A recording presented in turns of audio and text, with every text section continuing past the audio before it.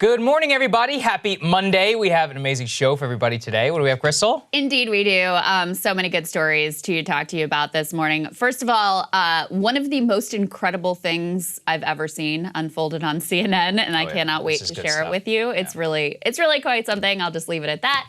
The Biden administration, intelligence agencies, starting to think maybe the lab leak is really a thing. Shock. Dr. Fauci still believes more zoonotic. We'll give you all the details there.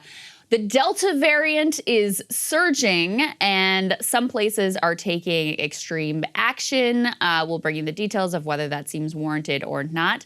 Caitlyn Jenner has hired a film crew with her own money to film her run for governor. Is this a real... Call me governor. Yeah, I called it. Exactly. That's what I said. It was kind of apparent from the beginning, but apparently this is all just basically for reality show purposes. We've got Rossmann on, really excited to talk to him about the right to repair. But we wanted to start with some big moves from the Biden administration that are really quite something. I mean, this really just set the internet and really, I think, society on fire whenever it happened on Friday, when the press secretary, Jen Psaki, said that if you're banned from one social media platform, you should be banned from all others, in an escalating campaign in order to kick people off the internet, this time for anti-vax sentiment, but setting a very dangerous precedent. I'll let her just say it in her own words. Take a listen. Providing for Facebook or other platforms to measure and publicly share the impact of misinformation on their platform and the audience it's reaching.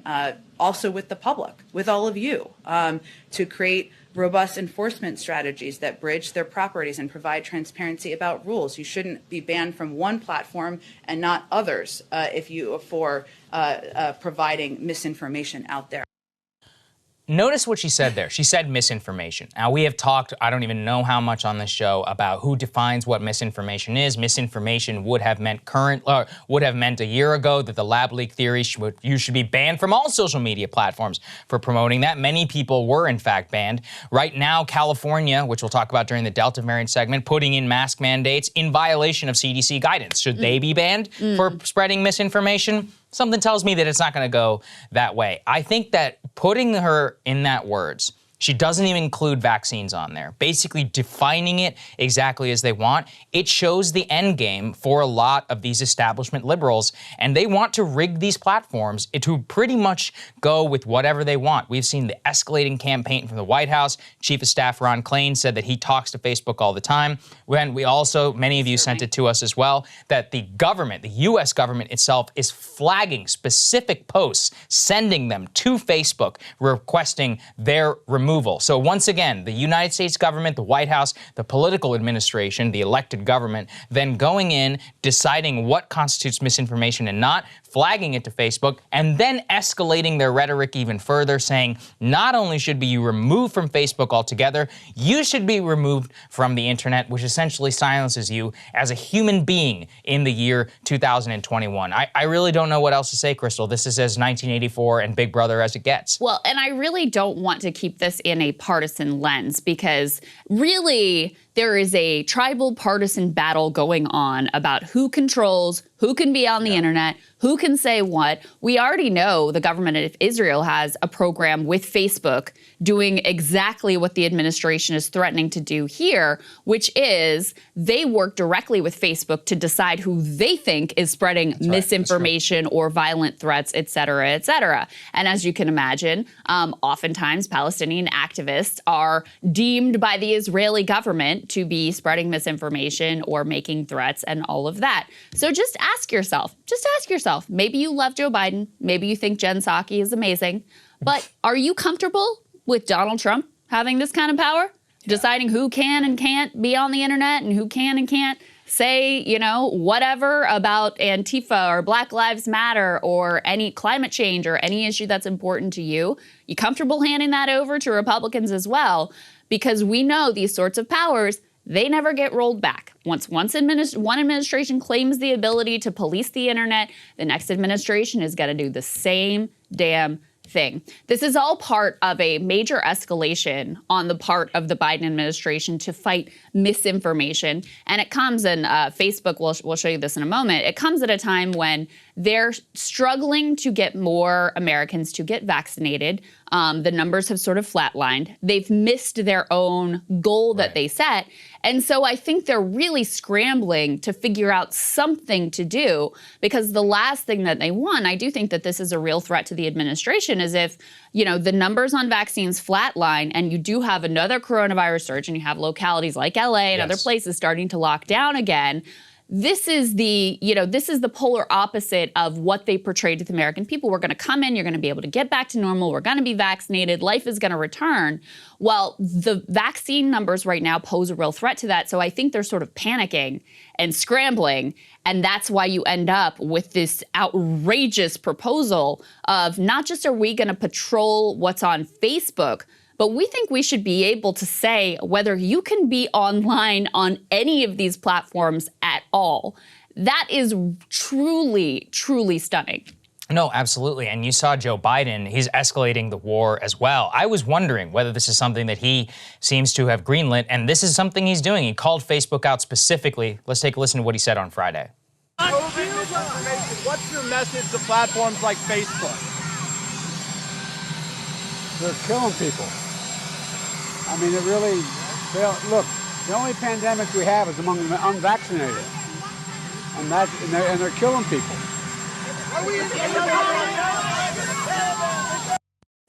You know, Krystal, this is so reductive and it's just so frustrating because look, as we have said here a million times, we're both fully vaccinated. I encourage you to get vaccinated. If you're not vaccinated, I can completely understand where you're coming from. There's a lot of different resources that maybe we can point you to. All that being said, I think this goes back to a lack of agency brain that these people have. It's very elitist mindset to think that people are so dumb that they're gonna just be influenced willy-nilly by whatever they see on their Facebook page. Maybe somebody's been screwed over by the health system time after time after time. Maybe their dad died because of medical misinformation, whatever. And then they're like, you know what? I have a lot of questions. And then people are screaming at them. And instead of trying to address the real problem in our society, which is a trust deficit between the lowest and poorest Americans and those who are at the very top in the government and the media and more, they're just saying, no, we're going to take away all of these things that are on Facebook. That is just simply, A, it's not going to work. B, it's going to make people feel even more persecuted. And look, I don't know how I ended up on the side of Facebook here. Here's what they said. Let's put this up there, which is that Facebook responded, being like, look, the fact is, more than 2 billion people have viewed authoritative information, which is more than any other place on the internet. 3.3 million Americans use their vaccine finder tool to find out where and how to find the vaccine. And really what they're saying is, hey, White House, don't start pointing fingers at us because your vaccine program isn't going the way that you want. And you know what? I agree, which is that, look, if the White House really, really wants to get more people vaccinated, they should look at the data. And we're going to talk about this more in the Delta variant segment. It is disproportionately lower middle class Americans who make less than $50,000 a year. They should go and find people who are authoritative voices specifically to anti-establishment people, which is generally the working poor in this country. And you know what? Have a tour sponsor the U.S. government that goes through all throughout the South and the Delta and more and say, hey, this is why you should get vaxxed. And if that doesn't work, you know what? It is a free country. It's on them. At a certain point, we just have to accept that we live in a free society. And some people, if they don't want to get vaxxed, it's okay. And the rest of us who are, so be it. We're good. Delta variant, even if it infects me, it's going to be a mild cold. I mean, we don't shut down the economy for that. And I think that that's something that we just have to start grappling with. Facebook, Twitter, YouTube, any social media or media platform is an accelerant of the existing fragilities, vulnerabilities, sectarian divisions, everything that exists in American society. It's going to be reflected on these platforms. Yes. And is it going to sort of like accelerate those things or blow them up on a larger scale so they're more visible, so they have like more of an impact in American society? Yeah, they are. But part of, I think, why establishment liberals in particular reach for these little band-aids of like, well, let's just ban this person, or let's just censor more here, or let's just kick this idea out, is because they don't want to actually think about how we got to a place where so many people would be so mistrustful of the government, would be so mistrustful of the media, would be so mistrustful of the Biden administration and the public health officials. Those are more difficult conversations. And the fact of the matter is, you know, censoring more people on Facebook, this is a Band-Aid that frankly isn't going to work. I mean, I remember before it was Facebook, it was, you know, my dad would get these like weird chain emails about Barack Obama, you know, that, and there's also a conversation to be had about oftentimes it's older Americans who are sort of vulnerable to this media ecosystem and this type of misinformation. So this very reductive conversation about like, is Facebook saving lives or is Facebook killing people? The reality is probably both, because good information and bad information is being shared in equal proportions on there. It's a reflection of what our society is. And if you don't actually get at those underlying root causes of how we got to this place, your little Band-Aids of your little like authoritarian Band-Aids that lead us in a very scary direction as a society, they're not going to be effective, and they're just going to pull people apart and make people seek out that type of information at an even higher rate. And they're escalating this, Krystal. I just saw today a guy named Aaron Ginn, who's a libertarian writer. He said that he wrote in a Google Doc, he was drafting a piece called Evidence Over Hysteria, COVID-19. Google Docs deleted and removed access to his copy of it. Wow. Google Docs, according to their terms of service, is allowed to go through and censor or remove content that they don't like, which is being used within Google. I mean, think about that. Google Docs, the open access platform. Free is not free in terms of what they're offering. And you're seeing this escalating campaign all throughout the internet ecosystem. And once again, look, I understand why it may seem in the minds of people to be like, look, we're doing this in the goal of getting people vaccinated. But exactly, once you lay the groundwork for censorship at such a mass and level, high scale, with the deliberate interaction with the US government, then you're on the road to hell here. We talked about the SMSs things. I mean, the text messages, that seems to have flown under the radar. But the DNC and the White House working with SMS carriers, again, the very backbones of, you know, communication in modern society, to censor your text messages or to stop, you know, delivery of those texts or deliver text to you about misinformation. I mean, you can see this. The definition over misinformation would be the great battle then of the 21st century. And do you want to live in a police state in which people jockey for who gets to control the police state instead of living in a free country? I choose the latter, even with the worst benefit, so-called worst benefit, of 100 million people or so who are not going to be vaccinated. That's on them at a certain point. That's certainly it. There's no substitute in a democracy for actually like trusting the people. Yeah. And if you lose that, where you think, I got to police this half, or I got to police that half, I got to censor this half, or I got to censor that half, I mean, it really, I don't want to overstate things, but that really is the beginning of the end of being able to live in a democratic society, with the understanding that, you know, there are already limits to the amount of democracy that we have in this society already.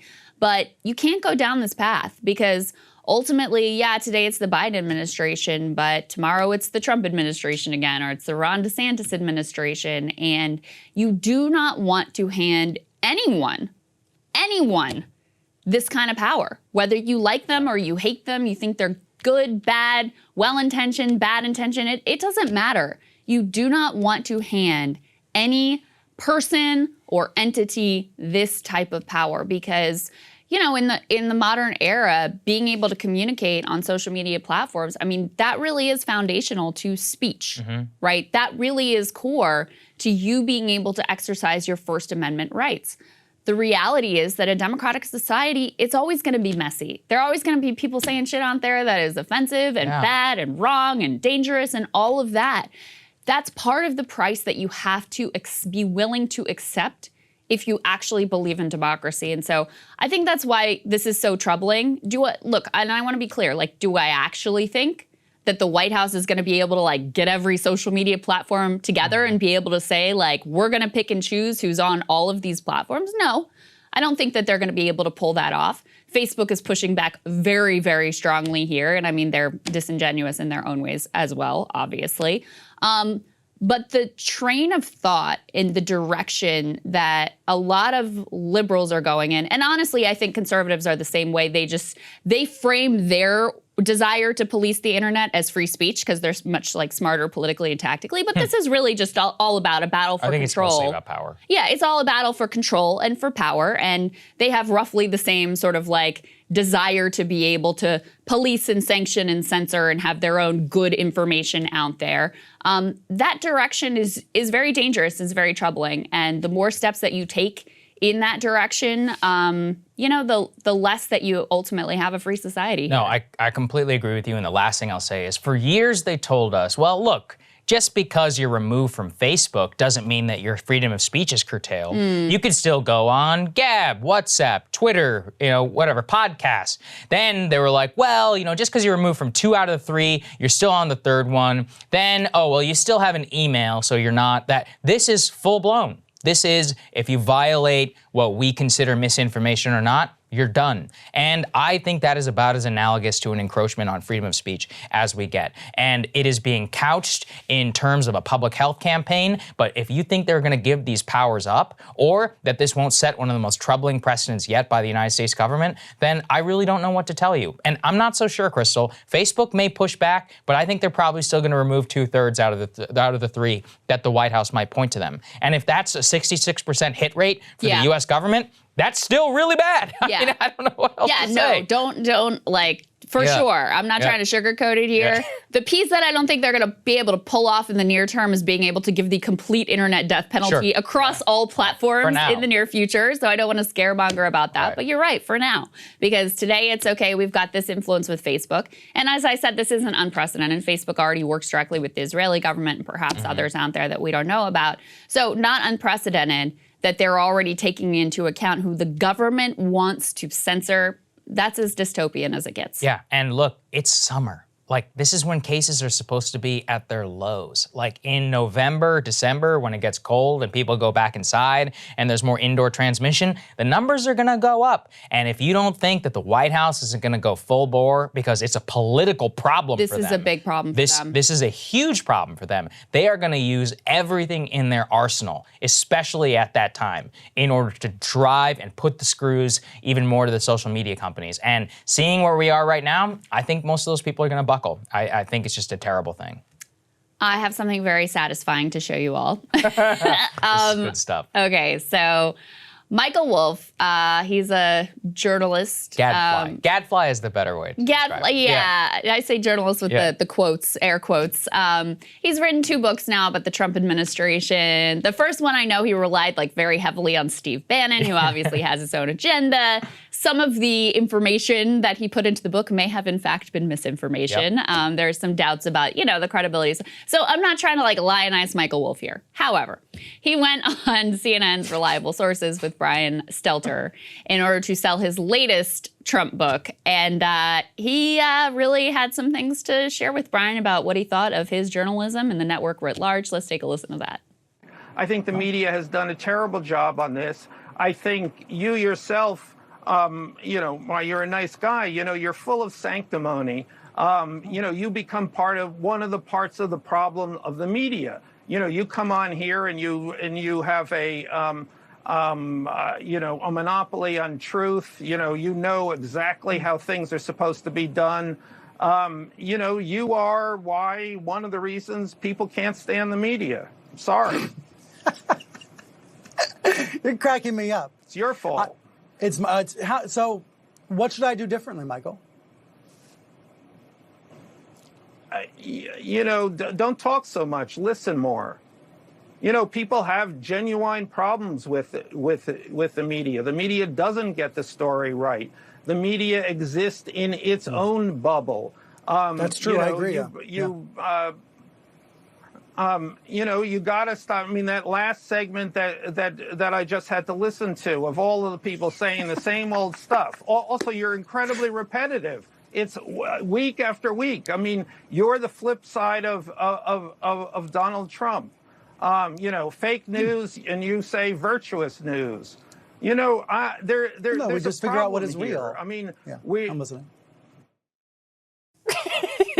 Amazing. He goes on, Brian's like, so why are you here then? Yeah. And he's like, I gotta sell books. I'm a book salesman. I'm a book salesman. And then at the end, Brian's like, thanks for coming. It was great fucking you. Let's do it again. It's like, I don't. what? Oh man. Woo. Yeah, I mean, the whole thing Good stuff. is incredible. For him to tell Brian Stelter to his face, like, you're sanctimonious, number one. True. Number two, you and your network are part of the problem. Number three, you're repetitive. It's the same crap every single segment. True. Same people saying the same thing over and over again. You are the reason why people hate the media so much. Again, not trying to lionize Michael Wolff here because there's issues there as well, but pretty incredible to see Brian, and Stelter doesn't know what to do. Yeah, Like, he's never even heard it before. I think that's the crazy thing, is he that has he never no seems idea to have addressed this how to critique. deal with that. Yeah, and I mean, it really was pretty wild to see, and it did make me think about, remember after Trump was first elected in 2016, and there was this conversation happening within the media of like, oh shit, man, did we give this guy too much airtime? Because they did from the very beginning, because he rated, you know? So did really even well. before he was really particularly serious as a candidate, they're giving him all this airtime because it was great for them, great for their bottom line, and it continued to be. I mean, there's this famous, you know, moment where Hillary Clinton is giving some kind of a speech, and instead they choose to have Donald Trump's empty podium on the screen Right. instead of the speech that she's giving, because that was good for their business and their bottom line. Jeff Zucker admitted as much, as did other television executives. And so, and this is one thing that Matt Taibbi said, he's, rather than like have any sort of corrective of, maybe there are other things that will, like, we don't have to do every single segment on Donald Trump. They went from 10,000 hours of Donald Trump to 10,000 hours of Donald Trump is bad. Yep. Right? And that was the corrective. And so now, and you tell me if you've noted this as well, the ratings for all of these networks are total, you know, dumpster fire, train wreck, whatever you want to say about them. And so they seem to be now going back to, there was a little lull in like their Trump, it seems like now they're amping back up their Trump coverage and going back to that model, because whatever else they were doing wasn't working. So they're going back to the well to try to gin up like Trump outrage again, even though, you know, the guy's not president anymore. I completely agree, and I see it 100. So in the limited interactions I have with cable, which is like passing by it, for some reason it's on at a diner in an airport. Unavoidable. What I have noticed is that, yeah, they tried to return to 2013, 2014 coverage of Biden, of a few other things, but now they are all in back on Trump. Is he gonna run again? What does his latest statement say? This whole thing about if I would have had a coup, then this is how I would have done it. Generals were terrified in December of, 6 months ago, even though nothing's happening right now.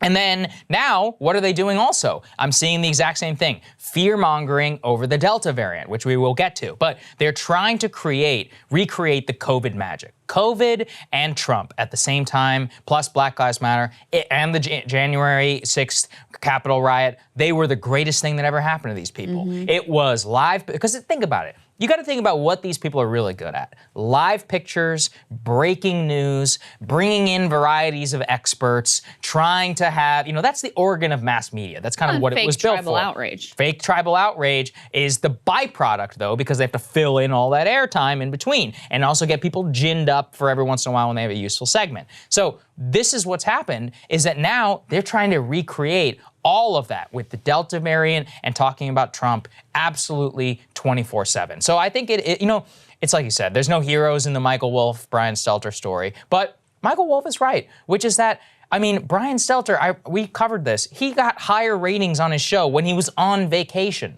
Like, that guy is literally, I've seen him referred to as the media's janitor, which is that anytime the Washington Post or whatever screws up, it's all like, well, here's why it's really Trump's fault, or here's why you still should trust the media.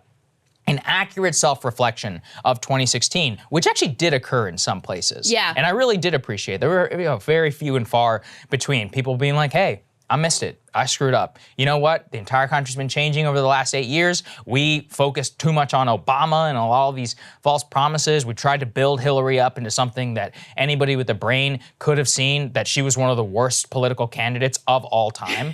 And we should just admit we completely screwed the pooch. There was a brief period.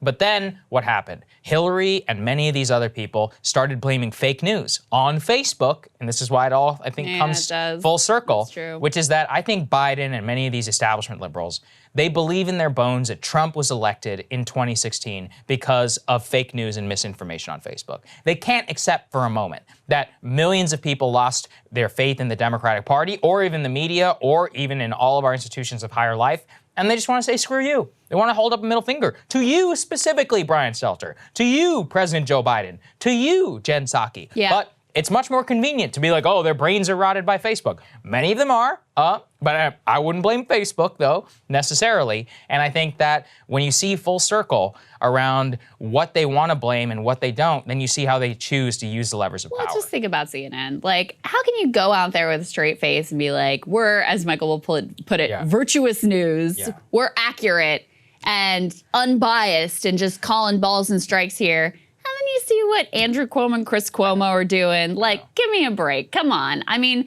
we saw how they were happy to prop up one political candidate who was a useful foil to Trump and completely ignore like any conflicts of interest with his brother, who's a primetime host, who was literally advising him, giving him campaign strategy, political advice at the time, and getting VIP treatment in terms of his own coronavirus testing. And the network's just like little slap on the wrist and continue forward. Like, just as one little example of why maybe people don't have so much trust in the media, that's it right there. And I mean, the irony with Michael Wolff is like, this is the other part that's really funny, is part of what's given the media justification to really reinsert Trump into the middle of everything is that there are a couple of these new books, Trump books, that have come out. It's about the right timing, post-administration. People have had time to get their, their books out and on the shelves, et cetera, et cetera. Wolff's being one of them. And the funny thing is, like, this guy's fairly discredited in terms of being an accurate source of information, but because he gives them these salacious little tidbits from in the administration, a lot of these outlets report it as if it's fact, even though they know what you and I know, that, a lot of this, some of it is true, I'm sure. Some of it is sort of true. Some of it is just completely fabricated and given to him by someone who has their own agenda to push.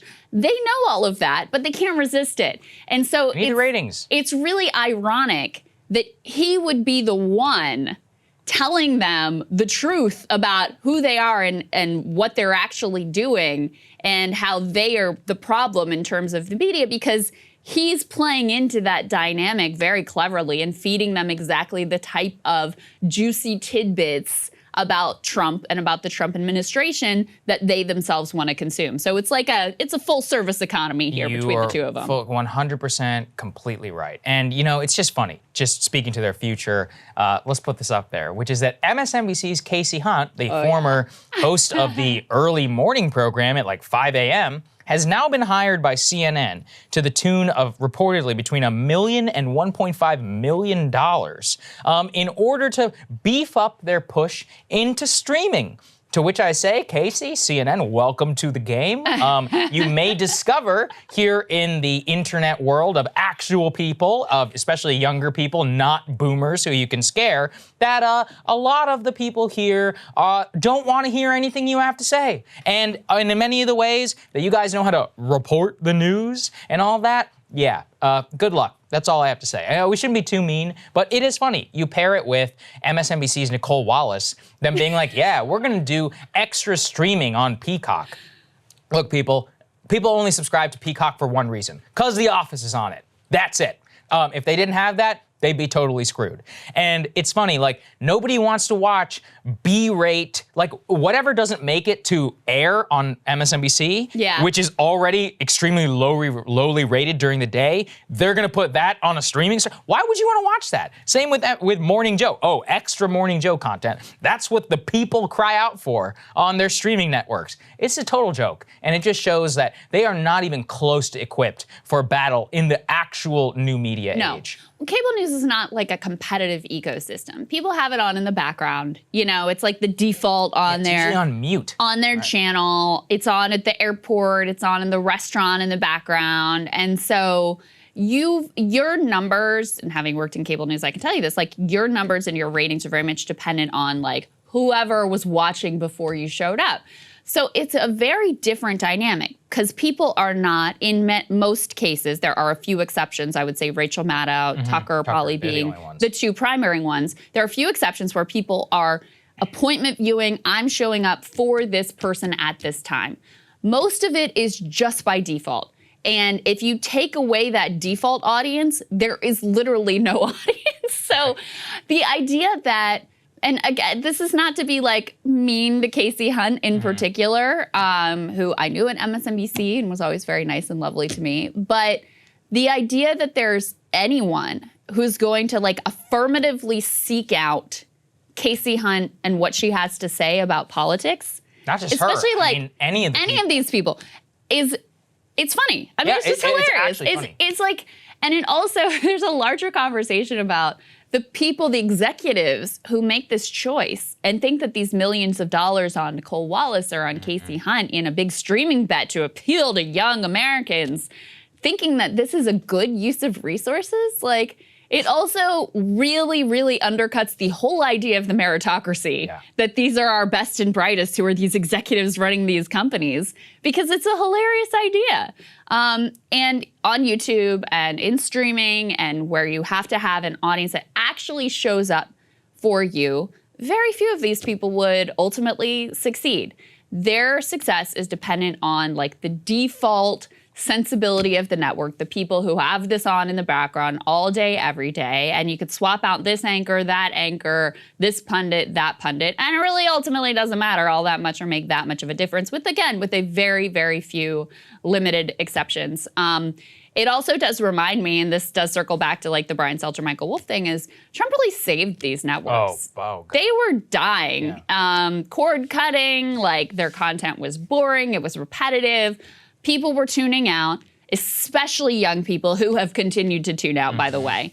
But because they got this giant bump from basically boomers, resistance boomers on one side and like Trump boomers on the other side, it gave them this new life. It gave them this renaissance. And I think they started to believe their own hype, that this was actually something they created, something that they did right. And that's how you can end up with these very, we'll just say, perplexing programming choices. Good luck. That's all we have to say. Good luck. All right, we got another interesting piece here for you about lab leak and how the consensus has moved incredibly dramatically. It's another CNN tear sheet. Oh, yeah. Let's throw this up there on the screen. So apparently, according to CNN, so take it with a grain of salt, senior Biden officials are finding the COVID lab leak theory is just as credible as the natural origins explanation. And of course, why is this notable? Well, because for so long, we were told that you had to be crazy, racist, xenophobic, etc., to even posit that it was possible that the lab leak theory could be true, or say, hey, maybe we should look into that. Maybe this is a path that it's worth exploration.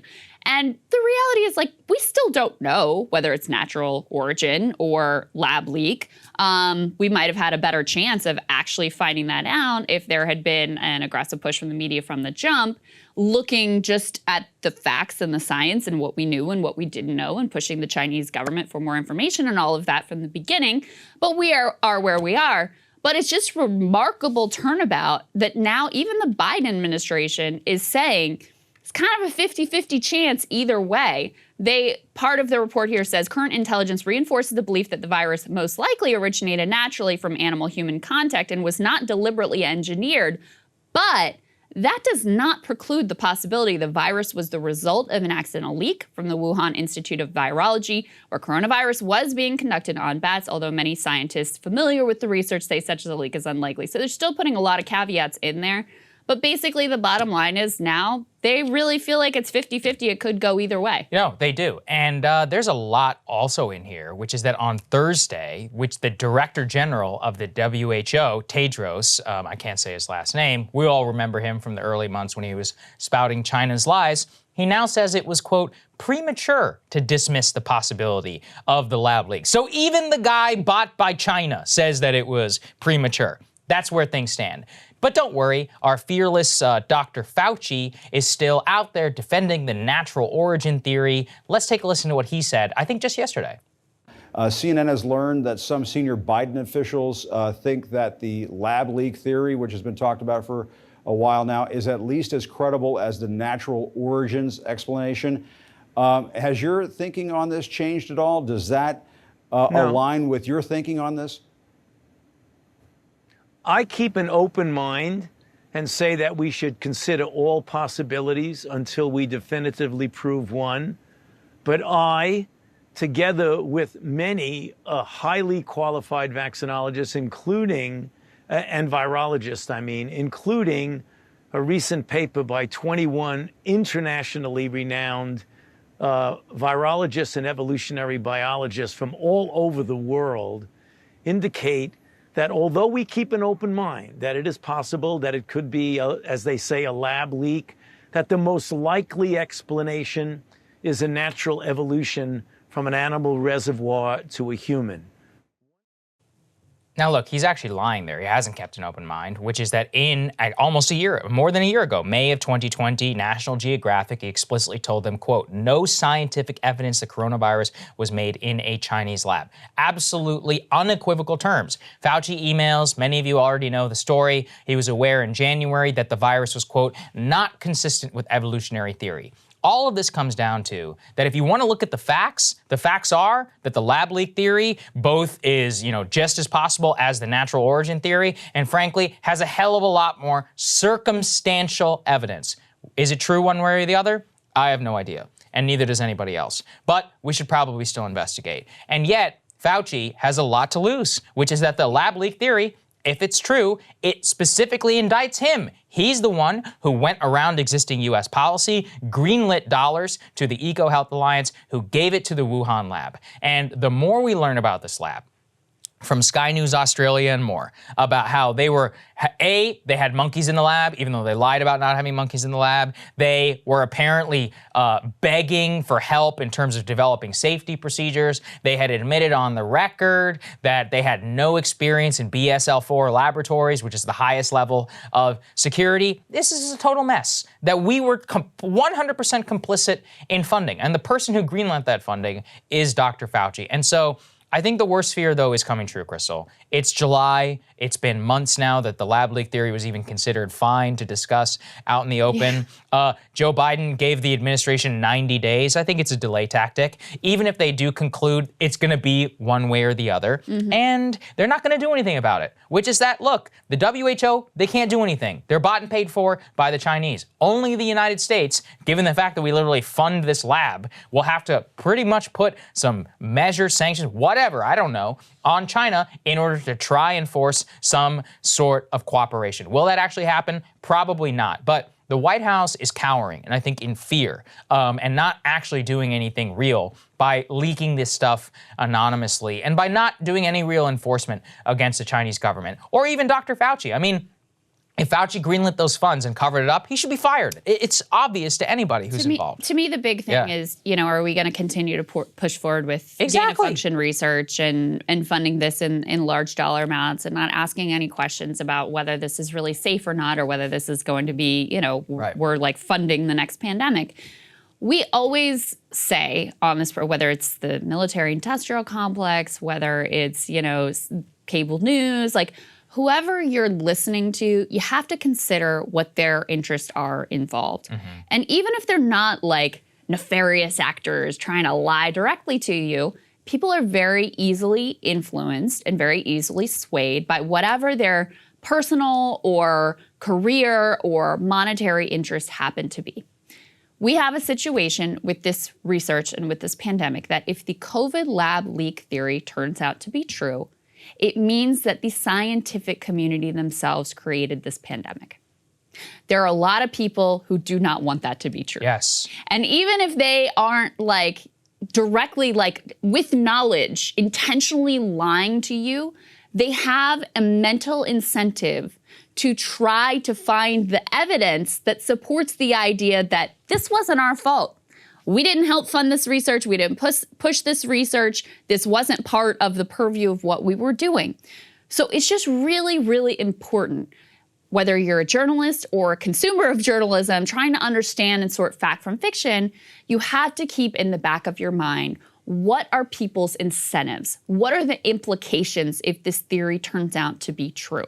And for Dr. Fauci in particular, not only is it like a broad indictment of science created the pandemic, but it's also an indictment of some of the exact type of research that he was involved in helping to fund. So it's a direct, and also it's an indictment at this point of some of the early statements that he made that were very, very dismissive of the lab leak theory. I also thought this was interesting, going back to the CNN article, the way that they framed the, hesitation or the outright ban on talking about the lab leak theory.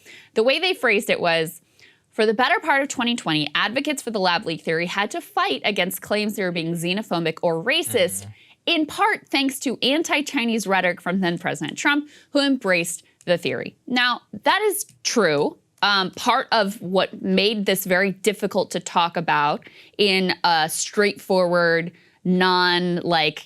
political hot topic type of a way was Trump and his irresponsible rhetoric. And he always takes these things and he goes way too far with them and sort of insinuates that this may have been an intentional bioweapon. None of that is true.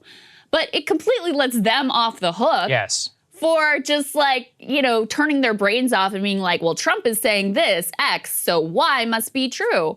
That's an indictment of you. You're supposed to be trained to look past those sorts of things and be able to just get at what's possible, what's not possible, what's in the realm of likelihood, what's not, what should we be able to discuss and not. And so none of that self-reflection is there. It's still all excuse making about, well, it was understandable that we called you racist when you said maybe we should look into this lab leak theory thing. No, what they're giving away the whole game. They're basically being like, Trump was bad, so we didn't believe it. I'm like, okay, so you didn't like the president, so you just decided to let go of all your standards and not do your job? That's not an excuse. It's very revealing. It is extraordinarily revealing, I think, on this entire story. And look, we'll continue to keep you guys updated. Like we said, they're halfway through the 90-day intelligence review. My personal thinking is that nothing of consequence is going to come through because, by the way, if it did turn out to be 100% true and the intelligence community had the intel all the way back a year ago, where's it been, folks? A lot of people have too much to lose if this thing does turn out to be true. Now, they're going to try and bury it, and we shouldn't let them, and we're going to continue to stay on top of that. There you go. Okay, so we also want to cover, and we've been insinuating and talk a lot about this, the Delta variant. Building up to this segment quite a bit. Building up. I have a lot of thoughts on the Delta variant. So cases are going up across the United States. There's been a modest increase in California. There's been a big debate. This is what the whole deplatforming discussion is around as well. We have what the CDC director calls a pandemic of the unvaccinated. Well, in order to deal with this Los Angeles County, let's put this up there on the screen, they say, quote, haunted by past virus surges, California will lean on masks and vaccines. Los Angeles County has decided to bring back an indoor mask mandate. And I have a lot of feelings about this, Krystal, because what they say is that mask mandate, according to the CDC, is in violation of CDC guidance. CDC says fully vaccinated people do not have to wear masks indoors. And by the way, at this point, I generally feel that if you're not vaccinated, it's a choice. It's a choice that you've explicitly made. That's fine. It's your right as an American citizen to do what you would like. But you're putting your health in danger, or maybe you're cool with that. Maybe you're like, I'm young, I'm not gonna suffer, I'm more afraid of the vaccine, I don't wanna have to take off 2 days. All right, I get it, I 100% understand that. But you know what? That doesn't mean that people who were vaccinated should have to go back to living with restrictions. And I see this very much as an effort to not only bring back mask mandates, but eventually, as we were talking about, we have winter, they're gonna try and do lockdowns again. And I think that's outrageous. Here's the deal, which is that asking people to wear face masks and then bring down lockdowns because we have a pandemic of the unvaccinated is asking people who are vaccinated to have more regard for the health of people who are unvaccinated than they do themselves. Yeah. And sorry, I mean, at this point, and I don't want to sound too callous, if you couldn't get vaccinated because you can't take the time off work, or that is outrageous, we should be doing everything in our power in order to make sure that's okay. If you want it, you can get it. At this point, they're basically throwing them away, trying to find everybody out there who will take it. people have had plenty of opportunity. And it's a free country. Many people decided that they don't want it and will take the risk. It's okay, fine. You know, I'm not even denigrating that decision. I'm saying you can live with the consequences of that. But what's happened is that this panic is obscuring a lot and being used to bring back mask mandates in violation of CDC guidance, possibly previewing future lockdowns. It's also being framed very much as a right-wing thing. So Matt Stoller actually put this graph, let's put this up there. I found it absolutely great because it breaks all of the conventional narrative, which is that if you can see there in the graph, here in terms of all 40 states, is that Black Americans are actually the lowest disproportionate number in order to be vaccinated, along with Hispanic Americans, then white Americans, then Asian Americans. So what we have there is that the least vaccinated group of Black Americans is the most Democratic leaning. And there's a big push right now online being like Fox News is lying to its viewers. Now look, have there been some pretty irresponsible segments on Fox News? Yeah. Yes, in my opinion, but there are 3 million. There's 3 million people who watch that show or who watch that program at the best of days. There are 100 million people who haven't been vaccinated. Yeah. You think they're all just watching Fox News? No. A lot of people, 100 million about approximately, have zero trust in our institutions. And that's a way bigger question that we have to solve here. Yeah, there's actually a lot to say about this. And of course, that chart also tracks closely with income level. Yep. So, you know, the lower you are on the income scale, the less likely you are to have been vaccinated. So basically, there is a direct correlation to how badly you've been fucked by both the medical establishment and American society writ large, and whether or not you're getting vaccinated. I mean, that's the real sort of like correlation that you can draw from, you know, however you want to look at the demographic groups. On LA specifically, you know, I think that probably most people in LA aren't that upset about a mask mandate. It's not lockdowns. It's not closing schools. It's ultimately, you know, not the end of the world. So it's hard for me to get really upset about something that's happening in a place where other people probably more or less are cool with it. Maybe, I don't know. However, I think your point about where are we headed with this is the right one. We covered over the weekend, a segment that posted over the weekend, how overdose deaths skyrocketed during the year of the pandemic, worst that we've ever had in history. Increase, yeah. All of the gains that had been made over, you know, year over year completely erased almost every state in the nation. There were more overdose deaths. It's a direct consequence of the lockdowns. We've talked too about the loss of a year of school essentially for children. Yep. And you know, it was understandable at the beginning when we didn't have research. And of course, like I'm a mom of 3. The very number one priority over everything for me is protecting my kids. It was very understandable early on that those truly extreme measures were taken. However, there was never a reassessment of, you know, we've got the numbers in now and we see that this isn't really harming children. Mm-hmm. So maybe we should make other choices, right? So there hasn't been, again, I think at the beginning it was understandable because we didn't know that much about the disease. And we thought that the death rate might be much higher than it ended up being, even though it was still, and I don't want to downplay it, like this was horrific. And, you know, hundreds of thousands of Americans died. Like, this was terrible. And so I don't want to downplay it whatsoever. But we never did a reassessment of what are the real risk factors, what are the real preventative measures, and what are the costs. So now we're going into another season where the numbers are going up. I mean, there's no doubt about it. Caseload is increasing, hospitalizations are increasing, deaths will inevitably increase as well. So there's no doubt that the numbers are increasing. The media has an incentive to scare you as much as possible, right? That's always their incentive because good money. That drives ratings. And so what are we going to do with that information when this time around the deaths and the hospitalizations are truly avoidable? Right? Just get vaccinated and you won't be hospitalized and you won't die. I think that I was looking at the numbers. I mean, almost none of the hospitalizations and I think literally none of the deaths have been among people who are vaccinated. It's like 99%, I think. And the people who were fully vaccinated who died, I believe most of them were extremely, like they're very high on the elderly spectrum. Yeah. And they were already immunocompromised. Very, very vulnerable. It's like 750, I think. Very, very vulnerable people. So what do you do with that situation where this time around, like it's preventable. We have the thing, you can go do the thing.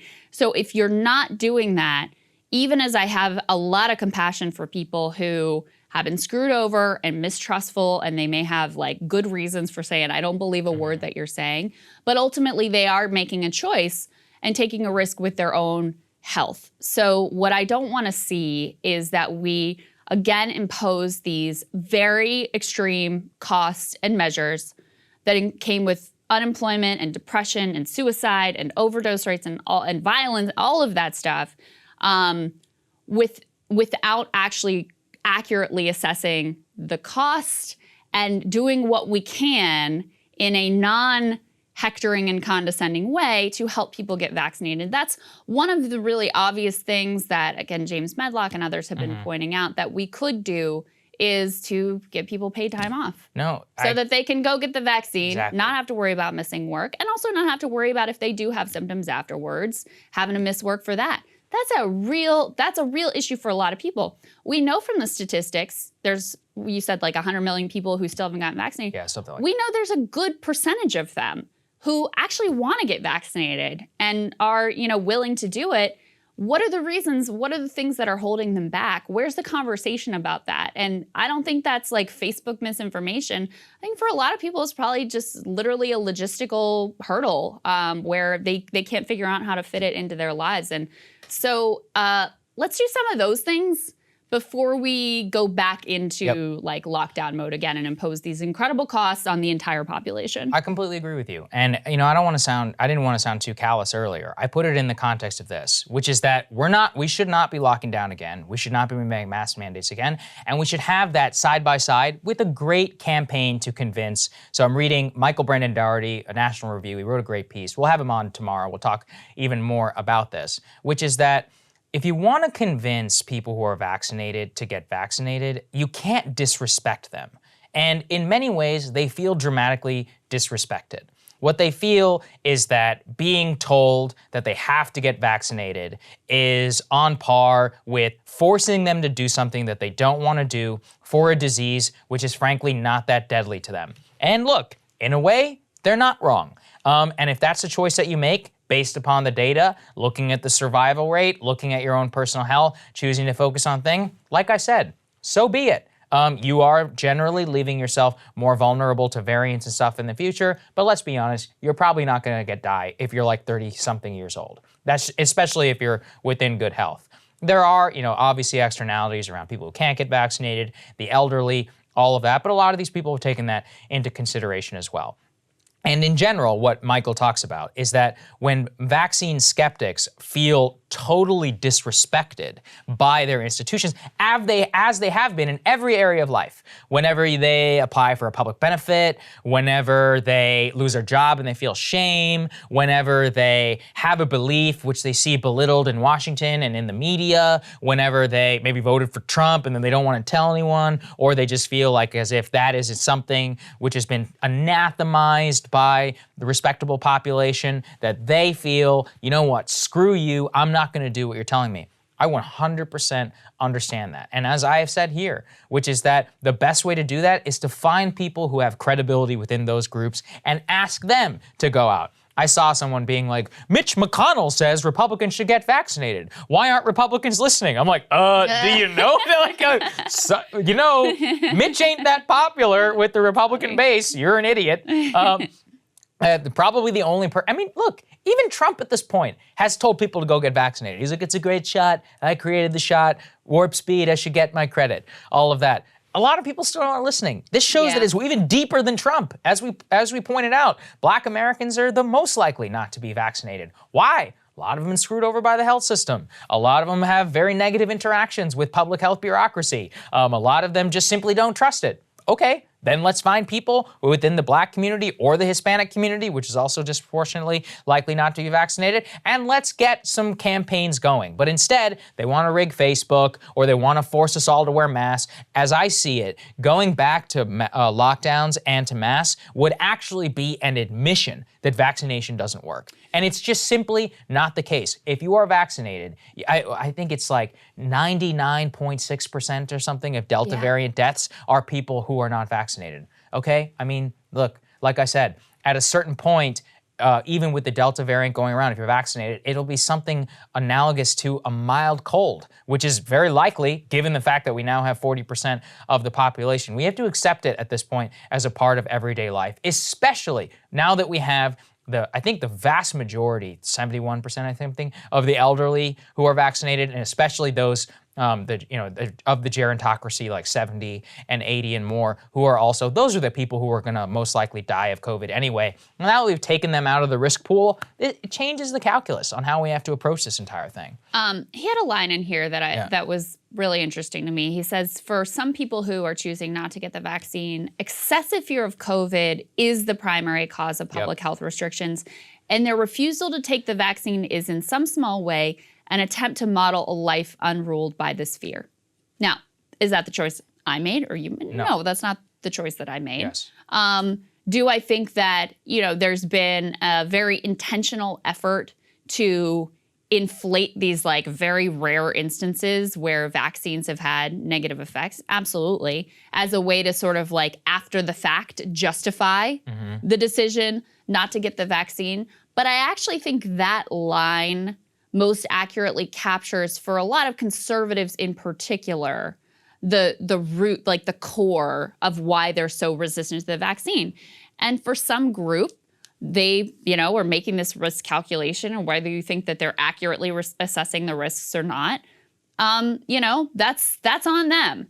And so the idea that you're going to impose these great costs on the rest of the population that made a different choice, that did choose to get the vaccines that are now easily and widely available, it just doesn't ultimately make sense. No, it doesn't. And look, we should and could have large, real efforts by the White House and by the public health establishment to actually reach out to the people who don't trust them. Yeah. But instead, they want to, take people off Facebook. And we're just only going to keep people even more, people are going to... I saw that thing, by the way, and I follow a lot of people who are who are anti-vax or at least anti-COVID vax. And that thing Biden said about, or the White House said about going to door, it freaked a lot of people out. People were like, hell no. And now they're talking, the door-to-door thing. This is a big thing on the right. Do not underestimate the power of what people will feel like under threat of persecution. Think about yourself whenever you're in an argument and somebody's really coming at you. What do? You want to dig in. You don't want to give anything. You have to talk to people with compassion. And at the same time, we also just have to recognize that for most people, this is just no longer really an issue. This is something where, yes, you'll get a little sick, and that's about it. And that's, by the way, that was the best part of getting vaccinated in the first place. It's not that you won't get COVID. It's that the severity of COVID for yourself and really for everybody else who is going to go way, way, way down. So I have a prediction. I actually don't think that we're going to see... I don't think we're going to see a big effort from the Biden administration to impose lockdowns again, because I do think that they understand this is very politically dangerous for them. It's state and local, right? State and local. Yeah. You'll see, places like probably a lot of cities where, frankly, the risk is higher. And a city like LA has large minority population. I don't know what their numbers are in terms of vaccination, but I bet they have a sizable chunk of their population that is unvaccinated.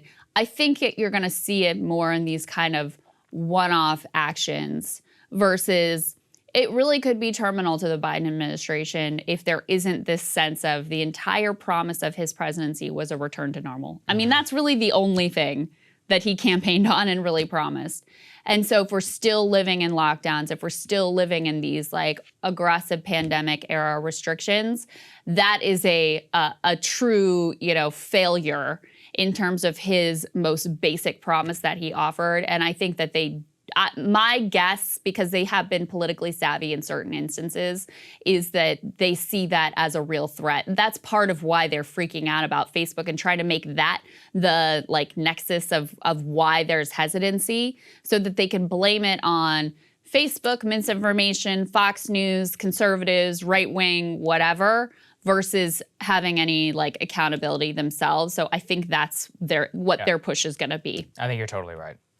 All right, what do we have next? This is an interesting story about Caitlyn Jenner. So as you know, she has been running for governor, allegedly. I mean, she is running a campaign. Yeah. But there are new signs now that it really is all about the sort of like show versus an honest to God effort to become governor of California, something that she has very, very, very little likelihood of actually pulling off. We can throw this tear sheet up on the screen. So she's going to Australia for potentially a month to film. What is this like? What is the reality show she's Big filming Brother, Big Brother VIP. Big Brother VIP. Now she says, of course, oh well, I'm just honoring Honoring some a work commitment. But what serious candidate takes a month off the trail to go to Australia in order to film a reality show? And then you couple that, Saagar, with the fact that it's now been reported, we can put this tweet up on the screen, she's paying for her own film crew to follow her around and record her run for governor. So according to Ken Vogel and Politico had this reporting. We have this tweet. Oh, we don't have the tweet. Anyway, trust me, she's paid for a film crew that's following her around to record her run for governor. So it's become pretty clear this is just about creating a new show and some new content and branding for Caitlyn Jenner and not much else. I said it at the beginning, call me governor. Look, a lot of people may watch it. It's very likely. I do think this does expose this for what it is. And it's funny because she was beginning to get some traction, not amongst actual voters, but amongst like conservative activists and commentators, very serious Tommy people. Laren's very excited about her. I didn't want to shout her out, but Tommy Laren is apparently, very call me Caitlyn.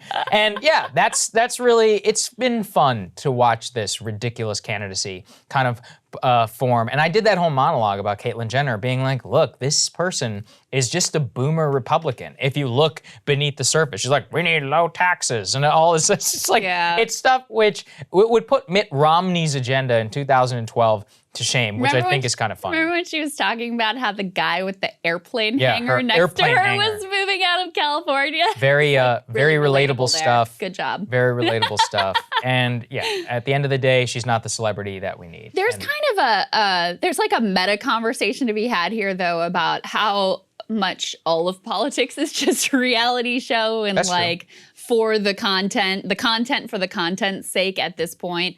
And it's all, kayfabe, something again Taibbi talks about here. It's all just like pro wrestling, and none of it is actually, I shouldn't say none of it, but very little of it is actually like genuine, authentic attempts to be public servants and do good things for the people. It's all about brand enhancement and public like profiles and being able to use that to have clout and potentially have, some sort of like monetary opportunities after you finish your public service or run for office. It's a searing indictment of the current political system. Yeah, and she's just like taking it one step further. Yeah, And she's taking it to this logical conclusion. Yeah, Trump took it one step. He was like, came from the reality show world and business, and he's got this whole branding and whatever, and then sort of accidentally actually becomes president and has to do the real job, which he failed miserably at.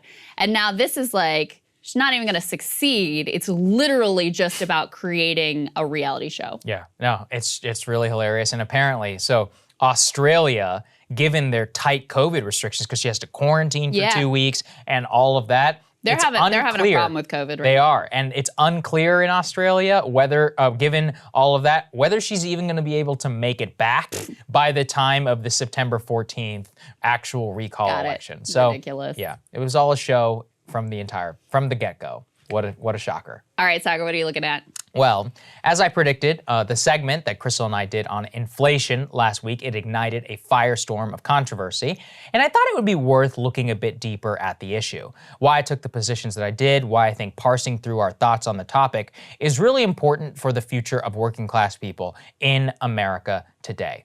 Now, the crux of the segment was this. Inflation is technically up at around 5.6%. But if you look within the consumer price index bundle, or really just in the grocery store, the things that are driving the technical inflation don't have much to do with monetary policy.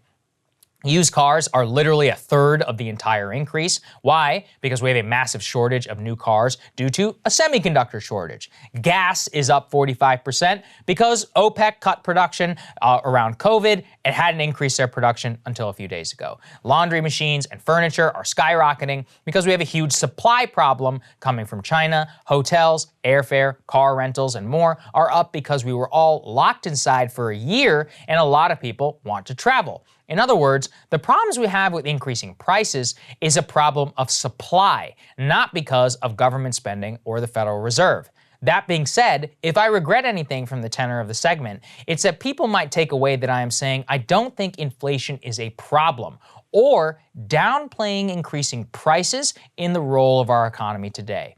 I am absolutely not saying that. For working class people, there is nothing that hurts more than higher prices at the grocery store, higher prices at the pump, car repairs, the other everyday expenses of life. For those who are struggling or seeing increases in prices that are affecting their lives, I absolutely feel I'm fighting for you. What I failed to do in that segment is direct your, and even my anger, at the increase in price at the right people. Those who architected our system of globalization and concentration within the American economy, which have made the American working class so vulnerable right now in a time of craziness. Let's take cars.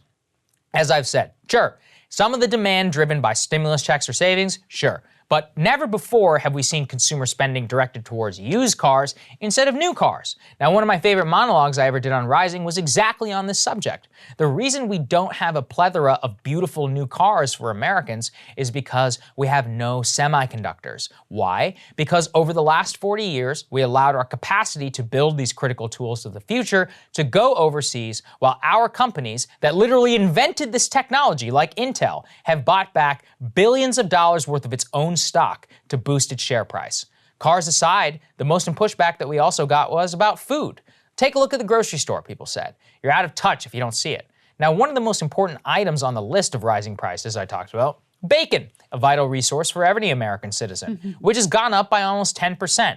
Dig deeper, you're actually going to see what's happened is that the meat industry in America is completely centralized, taking power out of the hands of actual ranchers, and they manipulate supply to their own ends. The reason bacon is so high is because about a year ago, millions of hogs were culled from supply because the meat industry didn't have the means to process them due to COVID spikes in meat packing plants.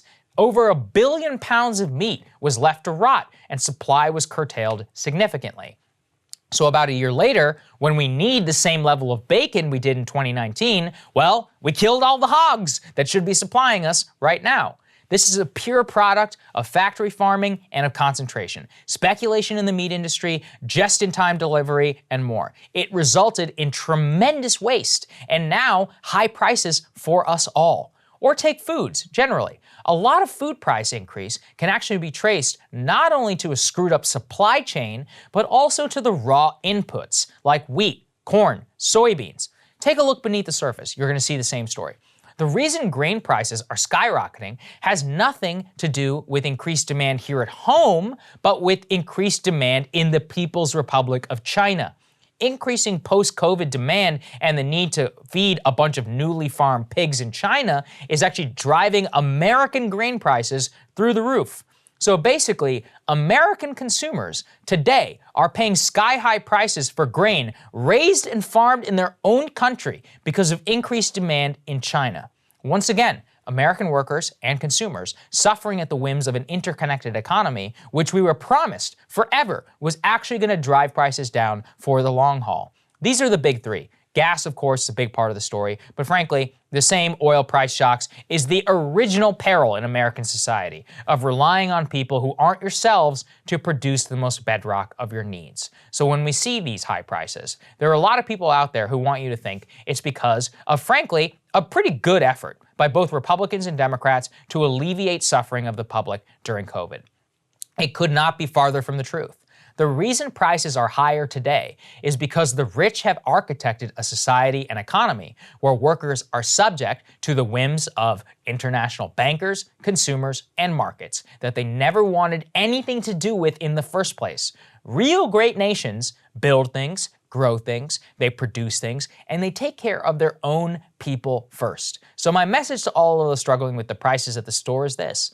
I feel and I hear your pain. I just hope that you see that cynical actors want to use your frustration only to take more benefits future and now away from you while covering for the very interests that created your misery in the first place. That was what I really wanted to focus on, Krystal.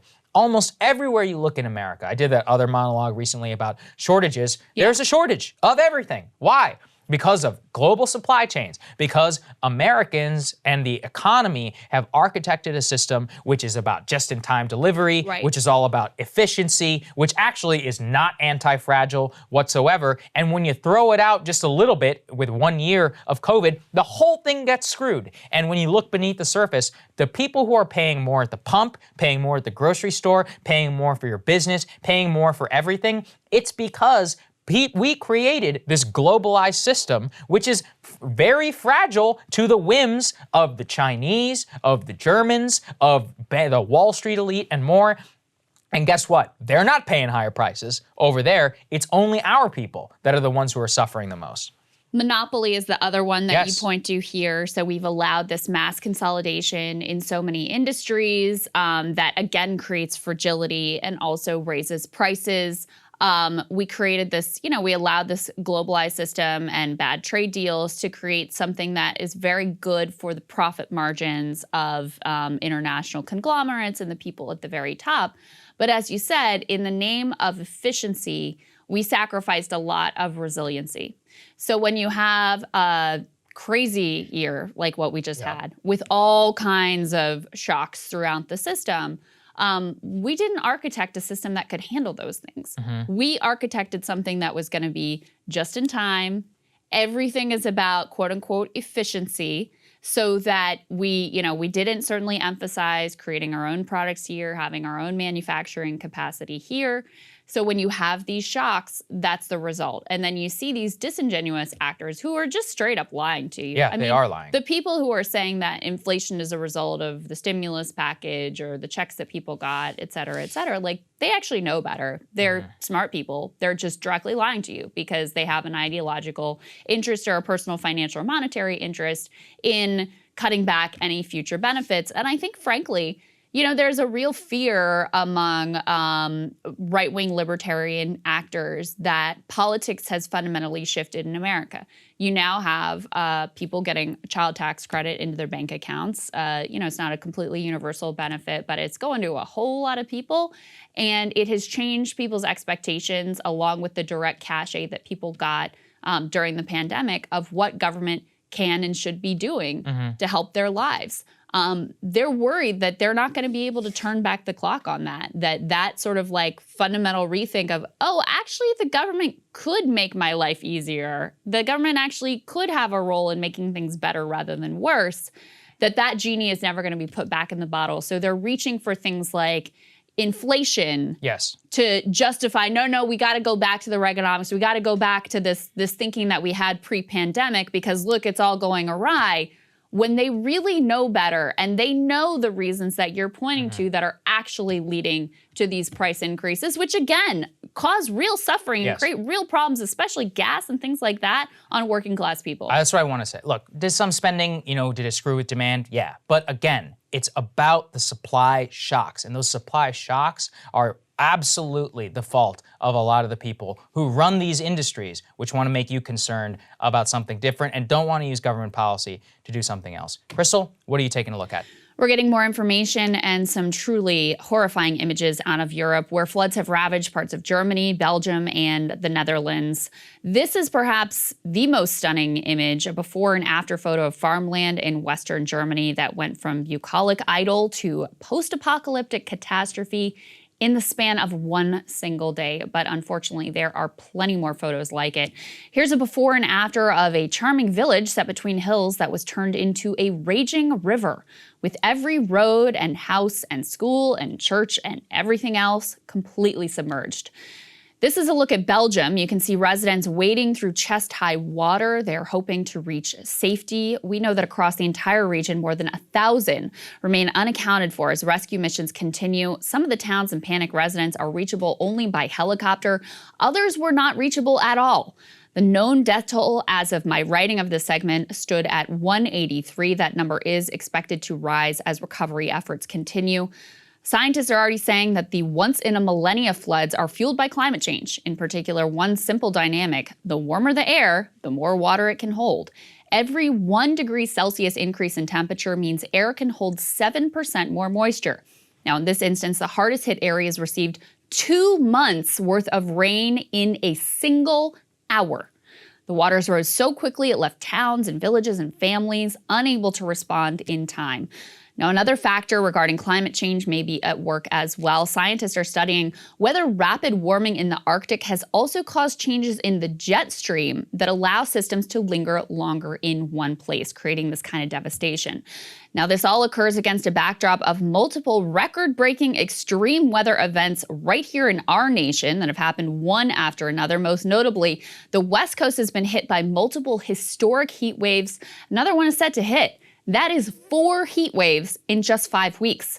Death Valley might have just set the record for the highest temperature ever recorded on Earth at a deadly 130 degrees. The normally mild Pacific Northwest, where the climate is typically so moderate that many don't even have air conditioning, they were hit with temperatures well over 100 degrees. Seattle hit 108. Portland hit 116. Lytton, Canada hit 121 degrees. That broke the record high temperature ever recorded in that nation. And the town literally went up in flames, fueled by those hot and dry conditions. Across the region, hundreds of deaths were tied to the heat wave, which scientists say would have been impossible without climate change. And these high temperatures have also fueled massive wildfires. According to the Drought Center, nearly 60% of the western U.S. is experiencing a severe or exceptional drought. Those are the highest levels of drought recorded in this region in the Drought Monitor's history. Those conditions have already created a historically devastating wildfire season. According to a National Interagency Fire Center spokesperson, we are a full month ahead of where we were last year, and last year was a historic season. Cliffs are collapsing in California. Lake Mead is going dry. So is the Great Salt Lake. All of this is just a long way of saying that this shit is really bad. The costs are already devastating. In response, Ezra Klein, writing at the New York Times, writes that, yeah, well, it's become in vogue to talk about a World War II level mobilization to fight climate change. We don't actually see anyone acting like the threat to the planet is anything like the threat that the Nazis posed. That effort, of course, enlisted the entire nation, quite a lot of the world, frankly, in an effort of mobilization, sacrifice, and shared purpose. As we watch this destruction and mouth the words existential threat, Klein writes, "You never know at watching C-SPAN. The bipartisan infrastructure bill cut most of the climate investments from President Biden's American Jobs Plan, leaving them for a future reconciliation package that may or may not pass. It's better than nothing. It is not nearly enough. The same is true, to be honest, even of the broader investments Biden envisioned. That is the state of climate policy in 2021, and I am not optimistic that it will be much different in 22 or 25. To be honest with you, though, Ezra Klein is being far too kind to the Biden administration and also to the media that covers for him by pretending the scope of the proposal is enough and imagining political and economic constraints that don't actually exist. For example, one of the most ambitious pieces of the proposed reconciliation package with regards to climate is a renewable energy standard that would move all electricity generation away from fossil fuels. Unfortunately, that standard, not a lock for making it through the Byzantine reconciliation process thanks to Democrats' continued deference to an unelected parliamentarian who provides guidance on Senate procedure. Are we really going to let the world burn based on the whims of one government bureaucrat?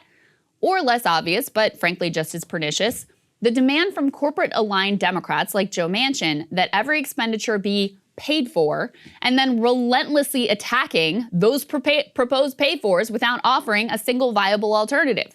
That was the cleverly evil scheme laid out by an Exxon lobbyist in a secretly recorded video where he explained in detail exactly how that company has avoided significant climate change legislation. So, we gonna let the world burn because of some Reagan-era foolishness, demanding to know how we'll pay for it while the cost of doing nothing skyrocket? Are we gonna let the world burn because of some political tropes and conventional wisdom left over from the 90s, which insists that doing as little as possible is really the way to motivate voters in the midterm election? Or because you're worried about upsetting Joe Manchin, who isn't even up for re-election until 2024? All of these supposed constraints and checks on the ambition of the Biden administration, whether it's climate or frankly minimum wage or healthcare or making permanent the child tax credits, they're all imaginary. They are invented by Democrats afraid of displeasing their corporate benefactors, and they are enforced by compliant media that consistently carries water for the establishment. You can understand why people roll their eyes at the talk of climate change or climate crisis, because so many of the people who rhetorically embrace the gravity of the threat then go on to elaborate lengths to avoid taking real action. Now, maybe you're in the camp that's just hoping geoengineering will keep us from having to act, or that believes we're so far gone that we should just focus on mitigating climate impacts while praying for some kind of a miracle technological advance. But no one should be fooled by the lie that says we don't have the capacity or the political ability to act. Imagine saying that climate change is an existential threat and then letting the Senate parliamentarian keep you from acting. That is completely insane. Do not fall for the madness.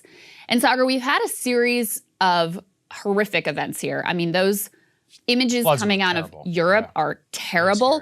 What's going on the West Coast has been horrific. Hundreds died in that heat wave, and I feel like it got very little attention. Drought conditions, we're in this mega drought. We have Lake Mead that is, the Colorado River is being declared in a state of drought as well. So all of these things seem to be cascading one after another. And you have elected leaders who will mouth the words existential threat, and then they will defer to a parliamentarian or let Joe Manchin and Exxon climate lobbyists in to tell them why they can't pay for X and Y and Z. Look, at this point, I just want you to be honest with it. If you don't see it as an existential threat, explain why. Explain why. Because the reality is their words do not come close to matching their actions here. So if you don't believe it, then tell us why you don't believe it. If you think we're too gone, then explain that. Or if you're just willing to defer to an unelected bureaucrat rather than actually doing something, why don't you tell us about that? Yeah, I would much prefer them to be honest. I mean, look, I frankly fall into a latter category. I was just looking at US CO2 emissions. It's not even close compared to China. I mean, the #1 polluters in the world are China and India. No Green New Deal is going to fix that. Almost no US policy would have a substantive or real impact, given that it will take 10 years to even transition under the most pie in the sky, as long as China and India are going to continue to industrialize. They're not going to change their behavior pretty much ever. So if you want to do anything about it, you'd have to focus on them. And they're not going to listen. And so, I just think that U.S. policy on this is very much on the margins. The existentialism, if you do believe it, I don't know what to tell you, which is that you should look to the People's Republic of China and hope that they do something differently. They're the sole determinators of the global fate, along with the Indians. And given their own domestic political situations, I just don't see a lot changing. So, I frankly wish they would say that. Listen, we are one of the worst polluters on the planet. 3. And if you look, number 3, that's still very high. And if you look over the course of the amount of CO2 that's been put into the atmosphere, we have been a significant player. So to say we can't do anything, it's also very, very nihilistic. And I understand if you look at our political system, you're like, this is so entrenched, I can't possibly see us doing anything that's going to have a meaningful impact.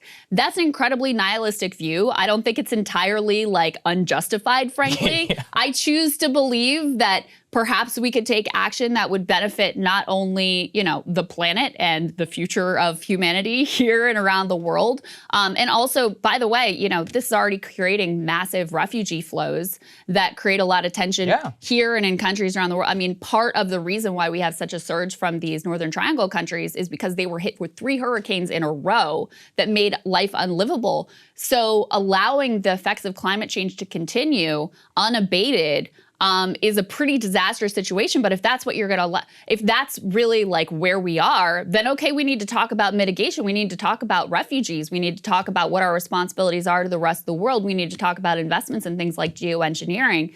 And I just feel like no one is being honest in this situation whatsoever. And the ridiculousness of the idea that you accept that this is a major problem, you believe that we could do something, but you're not gonna because Joe Manchin and a Senate parliamentarian, like that absurdity, I will not allow. No, and you shouldn't allow it. I agree with you, which is that if you're gonna co-opt the rhetoric, then you should at least be honest. And I don't think they're being honest. I do think, though, that it's largely a crapshoot. I mean, I see these progressives talk all the time, and they don't even want to talk about nuclear power. Nuclear power seems like the cleanest, most efficient way to actually solve climate. I was recently looking at geothermal power out west. We apparently have some of the best geothermal capacity in the world, but and this is also a tale of corruption, which is that to frack, you don't have to apply for an EPA permit or any of this because they've written it into law. But geothermal, which is 10 times cleaner, 2% emissions rate or whatever, you do have to go through all of these regulatory burdens. And look, nobody ever wants to have a real honest conversation around climate change. You know, Sunrise Movement wants to capitulate on China, even though they're the largest polluter in the world. And somehow, like, it's America's fault, given what's happened. Well, so, we can only control what we can control. Yeah, but again, we're only 1/3 of, we're 14%. We're the third largest polluters. They are the ones who do it 2 or 3 times over. I mean, any policy that doesn't address that is fake. It's a literal fake policy. That is, I wouldn't say it's fake because you can do what you can do, right? But that's not going to control. That's like the excuse for inaction. That I mean, that's what Exxon and Chevron and the Koch brothers have been saying forever. Is like, well, we can't do anything because China and India. And I just reject that nihilism. I think that if we could have a significant impact, we are the third largest current polluter. The amount of CO2 we put into the atmosphere is greater than any other nation over the past 60 years. But there's always these excuses for why we can't act and a desire to push it off. And I think that, like, the effects are here. I mean, the levels of flooding in Florida, the amount of drought throughout the western United States, it's no longer something you can bury your head in the sand about. At some point, the bill has already come due. At some point, we're going to have an actually honest conversation about I think mitigation is the name of the game. In my opinion, mitigation is the name of the game. And that's where pretty much all U.S. and global policy should be focused towards. All right, we have a fantastic guest next, Louis Rossmann. Let's get right to it. We're very excited to welcome Louis Rossmann to the show. He's a right to repair activist, host of a very popular YouTube channel, and he's at the forefront of a very big and interesting political discussion. Louis, thank you so much for joining the show. We really appreciate it. Oh, thank you so much for taking the time. I enjoy your show and humbled to be on. Awesome. Thank you. Louis, tell us a little bit about right to repair. It's something that I think is a really interesting topic which concerns not only farmers, which is the context that I think many Americans might know it, but now in the realm of consumer electronics and more. You've been at the forefront of talking about it. Tell us a little bit, in the most basic level, what it is and how and why it affects Americans of all stripes. Right to repair is the basic idea that you should be able to repair the devices you own. And I think it's really about personal property, because if you're not able to repair what you own, you don't really own it, since there are lots of different things out there that may stop working a month or two after the warranty's up, and most warranties are 1 year now. So lots of companies have gone out of their way to take devices that are used to be fixable and make them unfixable in fairly nefarious ways. And to be clear, when I talk about right to repair, I'm not saying that I want everything to look like it did in the 60s and the 80s. I don't want cell phones to be bricks again. What I'm saying is, if you have a device that costs $4,000 and there's a $5 chip that dies inside of it, what used to be a part of our culture in America is that we could just buy that part so that an independent service center or you could fix it in your garage or on your kitchen table. And now what companies do is they tell the company that makes that chip, don't sell it to anybody but us, so that we're the only one that can fix it. This is something that happens in farming and home appliances and consumer electronics. It even happens in medical. I was interviewing somebody a few weeks ago who said that when the motor dies in this operating table, it's the thing that allows you to adjust the patient, like, here or here. It's like a $38,000 table, and there's a $500 motor that dies. they use a proprietary motor. They'll change one small thing about the normal motor so that it's not compatible. And then they tell the company that makes the motor, don't sell the motor to the hospital if they want to, or the service center if they want to be able to fix that table. So now the hospital's forced to spend $38K on a new one instead of, $1,000 to fix their existing one. So it's kind of something that's permeating every area of society over the last 30 years. And I think people are starting to notice it right after it's a little too late. What do you mean by that, a little bit too late? Every company does something like this now in just about every industry. And people typically don't notice this until it's a problem for them. So they don't notice it when they buy the product. They notice it when they go to fix the product. And it's boiled over and become this large issue now in 2021. But it's been over 30 years since devices that we buy came with schematics and manuals. It's been 20 or 30 years since you've been really able to universally buy repair parts and tools for all the different devices that you own.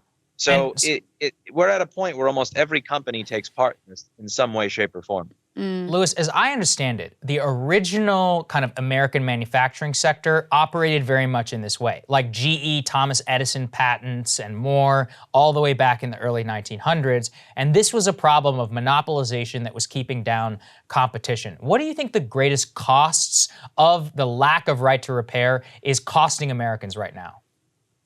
The first largest thing I think it's costing is a general sense of the detective mindset that you have when you actually fix what you own, and a sense of ingenuity. Because there was a video that Steve Wozniak did a week and a half ago where he said that devices being open in the way that they were is how I was able to learn what I learned and start Apple, make the Apple II. That's the environment I grew up in. So if kids are growing up in an environment where their parents say you're going to replace your own brake pads in your car, you're going to fix your own computer, you learn as you're doing this. And when you grow up in a world where every time anything happens, you send it back to the manufacturer because you're not smart enough to fix it yourself. Or if you grow up in a world where you just don't open your own things because you're not authorized or not allowed to, I think that it takes a real toll on human ingenuity. Yeah, I think that's right. It creates a sense of helplessness. I would say it also contributes to sort of mindset where everything's disposable, right? Because rather than send the thing in and get it fixed, which is going to be more costly than if you could fix it yourself, certainly, or even bring it to like local small business repairman to get it fixed, or a repairwoman to get it fixed. That cost may be too great. You just say, I'll just get a new one. What the heck? Which I think is actually part of what these companies intentionally want you to do here. President Biden obviously just announced a slew of antitrust executive orders and administration-wide efforts. He's directed, I think it's the FTC, to write a rule enshrining the right to repair. But as we all know, that rule can be written in a strong way, or it can be written in a way that basically allows business to continue as usual. What are some of the things that you'll be looking for in that regulation? The primary things that I've been looking for in that regulation are, can I get access to schematics and diagrams? And can I buy chips? Whether these, again, I'm not asking the manufacturer to sell them to me. I'm simply asking them to stop telling the company that makes it for them to not sell it to us. So I'm not expecting people to stock every single little thing that they use in China to make their products. It's just when I knock on the door of Intersil or Texas Instruments, will you sell that chip to companies like Mouser or DigiKey or Newark, like you do with the rest of your other chips, so that I can then buy it from those vendors? So my litmus test for right to repair, at least in my industry, is, can I get access to the schematics, diagrams, and chips necessary to do my job? Because Apple has released something called the Independent Repair Provider Program 2 years ago, but this program was clearly a PR stunt and a total joke. It doesn't address anything. You can't even buy a charging port from this program if your phone charging port dies. So I'm mainly looking for something that allows us to get access to schematics and diagrams. And I have a strong confidence that the FTC understands what we're looking for. Lena Khan seems to be very pro right to repair, and they released a 50-page report a few months ago, and that report really just sums out all of our problems. It sums up the manufacturer excuses and why they're not valid. So I have some level of confidence there.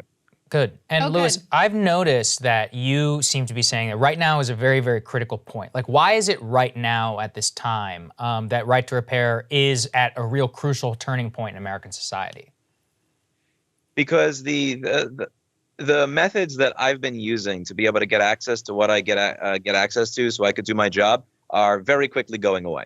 And I think if it goes away completely right now and nobody does anything about it, it's not coming back. So it's kind of like manufacturing. With manufacturing, if you close the factory, you just can't snap your fingers and open it again, because there's all that institutional knowledge that were in the heads of the people that were running the factory that was not on paper. So if you just want to start again, it's not like you just like when Trump is talking about, making Apple products in Wisconsin, it's not like you can snap your fingers and make that happen. And a lot of people saw it for a PR stunt, and the jobs numbers kind of show it as a PR stunt. But here, if all of these repair shops that do this type of work close because this takes hold, there's no control Zing and undoing this immediately once all of these people doing this work go on to other careers and are doing other things. Once this goes away, it's going to take you decades to get it back. And by then, it's going to be far too late.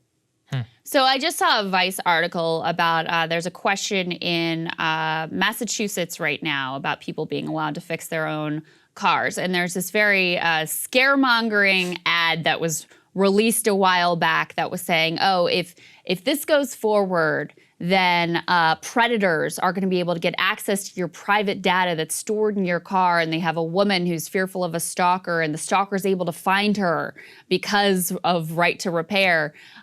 What do you think are going to be some of the arguments? Because corporations are not just going to allow this to happen and not have anything to say about it. So what do you think are some of the disingenuous arguments that are going to be made against right to repair? That was a good one, Krystal. So luckily, the voters didn't fall for it, because that initiative won 75-25, and they were pretty much saying that you will be sexually assaulted in a parking lot if this bill passes by mechanics that literally, yes, that was bad.